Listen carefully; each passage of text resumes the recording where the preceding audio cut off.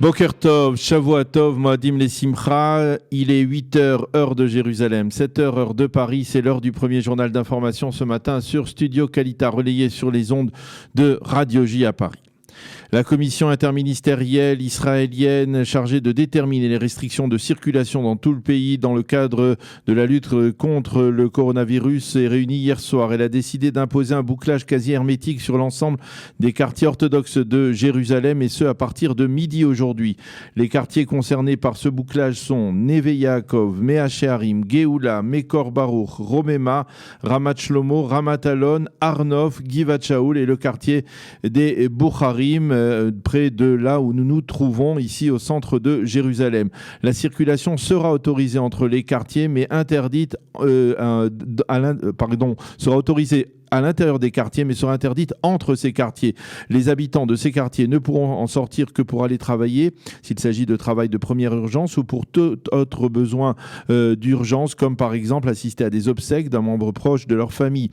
Par ailleurs, le gouvernement doit voter ce matin des décrets d'urgence selon lesquels tout Israélien qui revient de l'étranger devra absolument se rendre dans un hôtel Corona, comme on les appelle désormais, et s'y placer en confinement pour 2 semaines. Cette décision a été prise après que les médias israéliens aient prouvé hier soir qu'il n'y avait actuellement aucun contrôle à l'aéroport Ben Gurion, obligeant les Israéliens de retour au pays à se mettre en confinement.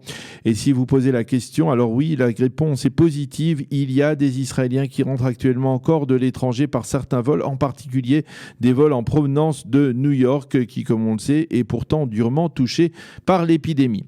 Autre mesure importante qui est entrée en vigueur il y a 1 heure à peine ce matin, le port du masque est désormais obligatoire pour tous les Israéliens qui circulent dans l'espace public pour diverses raisons.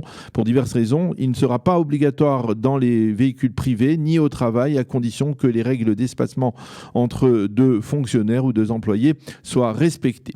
Le ministère israélien de la Santé a par ailleurs annulé les tests de dépistage qui devaient être effectués aujourd'hui sur près de 1500 habitants de Bnei Brak. Ces tests ont été annulés en raison d'une polémique, une de plus, entre le ministère de la Santé d'une part et cette fois l'Institut Weizmann, l'organisation Ichud Hatzalah et le fondateur de Mobileye, le professeur Amnon Shashua, qui devaient organiser ces tests de dépistage. On estime que le ministère de la Santé a annulé ces tests parce qu'ils n'étaient pas directement impliqués dans leur préparation, ce qui semble prouver une fois de plus que pour le meilleur et pour le pire, eh bien, le ministère de la Santé entend conserver une sorte d'exclusivité dans le domaine des tests de dépistage.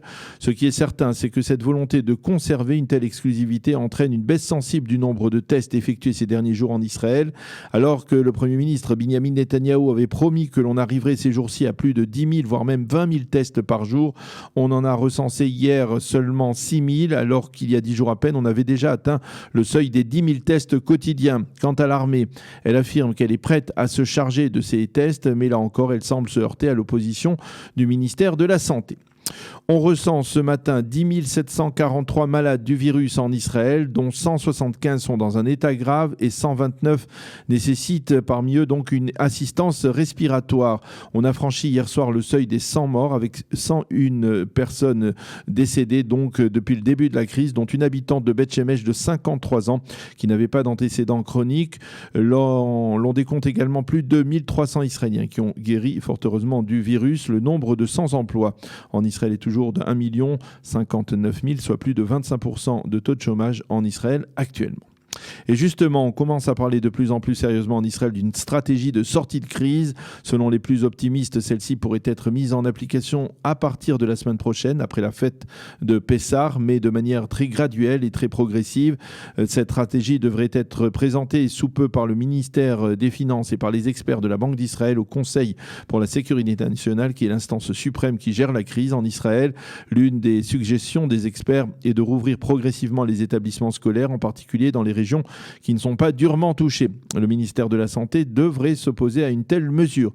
Mais la mauvaise nouvelle pour plus de 2 millions d'écoliers et de lycéens, c'est que l'on envisage, dans le cadre de cette sortie de crise, l'annulation pure et simple des grandes vacances, des vacances d'été en juillet et en août.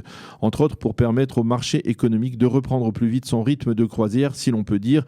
Parallèlement, les entreprises qui ne sont pas d'urgence pourront reprendre une activité partielle avec environ 50% de leurs employés, et les petits commerces pourront eux aussi reprendre peu à peu une activité partielle afin de leur permettre de surmonter la crise.